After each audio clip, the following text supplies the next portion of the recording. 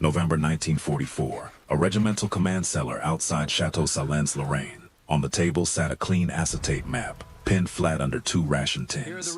Across it, a young captain had drawn a red grease pencil line so straight it looked printed. Outside that same cellar, 11 helmets stood on 11 rifles, pushed butt first into the mud. The line on the map said the left flank was sealed. The helmets outside said it was not. A first sergeant stood near the wall with rainwater running off his field jacket, staring at that red line as if it were a wound. In his hand were 3 folded letters collected from the dead before the mud soaked through the paper. Across from him, Captain Miles Harrow tapped a West Point ring against the map case and waited for everyone else to understand that doctrine had already settled the matter. He believed a regulation could overrule the ground. He was about to meet a general who believed the ground always got the last vote. This is the story of a new officer who trusted a clean map more than the men who had lived on the battlefield. And the morning George S. Patton made him learn what paper costs when it stops listening to mud. First Sergeant Thomas Kelleher was 36 years old, from Scranton, Pennsylvania, and looked older than that in the rain. He had been with the infantry since before North Africa. He had crossed Sicily under shellfire, slept in French orchards under wet wool, and learned the small mathematics of staying alive. How sound moved in fog, how a hedge could hide 10 men, how a shallow fold in a field could swallow an entire patrol. For 23 days near Château-Salins, Kelleher had walked the same soaked ground until he knew it better than the mapmakers did. He knew the sunken cart road west of the line. He knew the drainage ditch beyond the smashed apple trees. He knew the place where grass, rain, and slope created a blind pocket no contour line made obvious. To Kelleher, terrain was not scenery. It was a living thing that killed careless men. Captain Miles Harrow arrived from stateside training 9 days before the argument. He was 28, educated, neat, and certain. His uniform still held its tailored shape. His leather boots had not yet taken the permanent gray stain of Lorraine clay. He carried himself like a man who had spent years being rewarded for clean answers. Harrow was not stupid. That was the dangerous part. He could read a map quickly. He knew the approved intervals for a defensive line. He could explain fields of fire, interlocking sectors, and textbook machine gun placement with perfect confidence. But he had not yet learned the thing every veteran private already knew. A battlefield can obey the manual in the morning and betray it by nightfall. The Lorraine campaign had turned into a war of mud, stone villages, and cold waiting. The Third Army had outrun the clean, fast war everyone wanted. Fuel was short, roads were broken. German units that had retreated across France were now stiffening behind rivers, woods, and old fortifications. Every village cost time, every field cost men. The replacement officers came forward because the front had eaten the old ones. Some learned quickly. Some listened before they ordered. Some understood that a sergeant with mud to his knees might know more about a sector than a captain with a ruler. Harrow was not one of them. On the afternoon before the dead were found, Kelleher came into the cellar carrying a damp range card folded inside his jacket. The paper was creased, smeared, and ugly. It had been drawn from a foxhole, not a desk. Captain Harrow stood over the acetate overlay with a grease pencil in his hand. "Sir," Kelleher said, "2nd Platoon's left gun needs to stay on the orchard rise." Harrow did not look up at first. "The placements are complete, First Sergeant." Kelleher stepped closer. His voice stayed controlled, but the men near the radio heard the strain under it. "That gun covers nothing from the draw you marked. The ditch cuts deeper than the contour shows. If the Germans come through the cart road, the crew won't see them until they're close enough to throw grenades."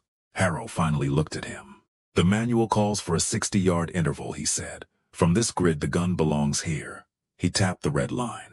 Kelleher unfolded his stained range card and laid it beside the captain's clean overlay. It showed the orchard, the ditch, the dead ground, and 3 little arrows where German patrols had already tested the approach. "I'm not arguing the manual," Kelleher said. "I'm telling you the manual can't see through that bank." The cellar went quiet. Harrow's face tightened. Not because the sergeant was wrong, but because the sergeant had corrected him where others could hear it. "I attended the academy," Harrow said. "I have studied defensive geometry under men whose names are printed on those manuals." Kelleher's eyes did not move.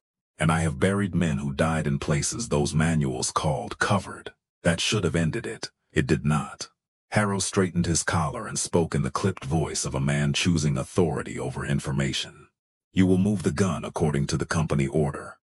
You will preserve the prescribed interval, and you will stop confusing experience with command. Kelleher folded his range card slowly. Yes, sir. By dusk, the gun had been pulled off the orchard rise and placed where the red line said it belonged. By midnight, rain had filled the ditch. By 0210, a German patrol came through it exactly where Kelleher said they would. The first trip flare failed in the wet.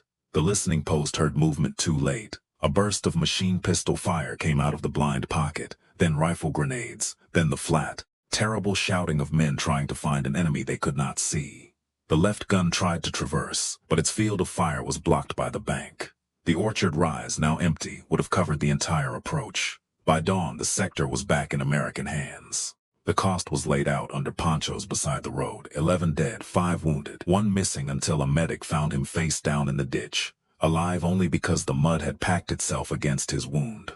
Kelleher did not shout in the cellar that morning. He did not accuse Harrow in front of the clerks.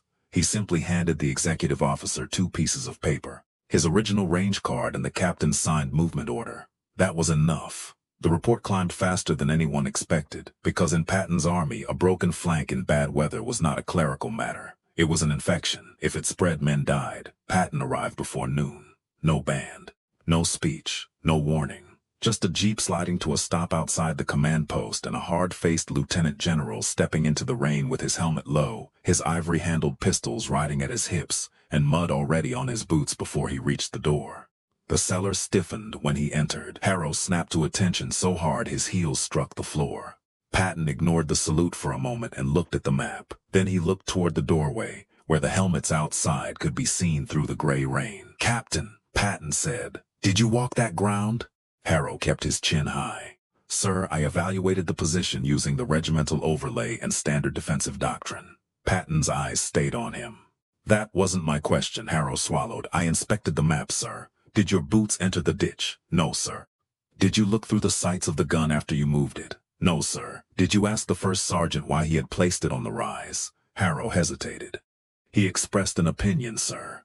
Patton turned his head toward Kelleher. Kelleher stood at attention, mud on his trousers, eyes hollow from the night. "First Sergeant," Patton said, "show me what you showed him." Kelleher laid the stained range card over the clean acetate. The 2 drawings did not match. The captain's red line crossed the sector like a schoolhouse answer. Kelleher's pencil marks bent around the orchard, the ditch, the low bank, and the approach no man could see from Harrow's position.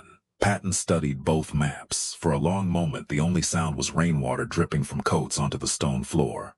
Then he placed one gloved finger on the blind pocket. "This," he said, "is where they came through." Kelleher nodded once. "Yes, sir." Patton moved his finger to the orchard rise. "And this is where your gun was before the captain improved it." "Yes, sir." Patton looked back at Harrow. "You had a man who knew the ground. You had a range card made from the ground. You had enemy movement already marked on the ground." His voice did not rise. That made it worse. "And you chose the clean paper." Harrow's face went pale. "General, I followed standard instruction." Patton stepped closer. "I went to West Point too, Captain. It taught me to use my head, not rent it out to a paragraph." He picked up Harrow's grease pencil and snapped it once against the table. "Delact is a tool. It is not a blindfold. A class ring does not stop a bullet. A regulation does not flatten a ditch. And a map that has never been checked by boots is just an educated guess." Harrow's hands trembled against his trouser seams. Patton pointed toward the door. "You are relieved of independent command until I am satisfied you can tell the difference between commanding men and arranging symbols. You will walk that line with First Sergeant Kelleher. Every yard, every hole, every angle of fire." He paused. "And if I find one more dead man in a gap your pride created, we will have a different conversation in front of a court." No one moved. Then Kelleher picked up his helmet. Harrow followed him out into the rain. The first thing the mud took from Harrow was his balance. He slipped on the slope behind the cellar and caught himself with one hand. The palm came up brown, wet, and shaking. Kelleher did not laugh. None of the soldiers did. That was the worst part. They watched him in silence. Kelleher led him down to the cart road. The ditch looked harmless from above, just a dark seam in wet grass. From inside it, the world disappeared. The bank rose higher than Harrow expected. The orchard blocked the angle. The machine gun position he had chosen could not see the approach until it was almost too late. Kelleher made him crouch there, then kneel, then look back toward his own line. The captain's face changed, not all at once, not with drama, but with the slow, sick recognition of a man seeing the shape of his mistake in 3 dimensions. From the map, the red line had looked clean. From the ditch it looked like an invitation. They climbed to the orchard rise next. Kelleher placed Harrow behind the gun, set his hands on the grips, and told him to look down the sight. The ditch opened in front of him. The cart road was visible. The approach was covered. The truth had been 20 yards away from his order. 20 yards, 11 dead. By afternoon, the company line had changed. The left gun went back to the rise. A second listening post was pushed forward under brush. Trip flares were raised out of the standing water. Riflemen cut new firing notches into the hedge where the old angle had been blind. No speech fixed the mistake. Work did. That night, another German patrol tested the same low ground. This time the first flare burned. This time the gun on the orchard rise saw them at 80 yards. This time the ditch did not belong to the enemy. The patrol broke and withdrew, leaving the American line intact before dawn. Men who had stopped trusting Harrow did not suddenly love him. War did not work that way. Respect was not restored because a general embarrassed him. It had to be earned in smaller, colder installments, but something in him had cracked open. After that day, Harrow walked every position before signing off on it. He asked corporals what they could see. He asked machine gunners what they could not. He crouched behind hedges. He checked fields of fire through the sights instead of from the table. When he disagreed with Kelleher, he went outside before he argued. The West Point ring stayed on his finger for a while. Then 1 week later, men noticed it was gone. Not thrown away, not renounced, just no longer used as proof that he already knew enough. Kelleher never treated him kindly. He treated him fairly, which at the front meant more. He corrected him when he was wrong. He answered him when he listened. And little by little the captain stopped hearing the sergeant's voice as defiance and began hearing it as information bought at a price he had not paid. Patton did not write a public order about the incident. There was no headline, no ceremony, no polished lesson for the home front. The army moved, the rain kept falling. The dead were replaced by men who did not know why the gun now sat on the orchard rise instead of in the draw. But the men who had been there remembered. They remembered the clean map on the table. They remembered the helmets outside. They remembered a general standing in a cellar and saying, without raising his voice, that a man who commands from paper alone is gambling with lives he does not own.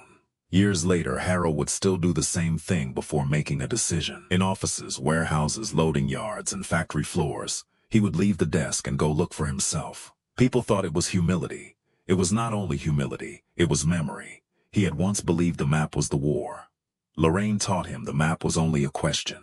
The mud was the answer, and the men buried beneath it were the cost of forgetting which one mattered more.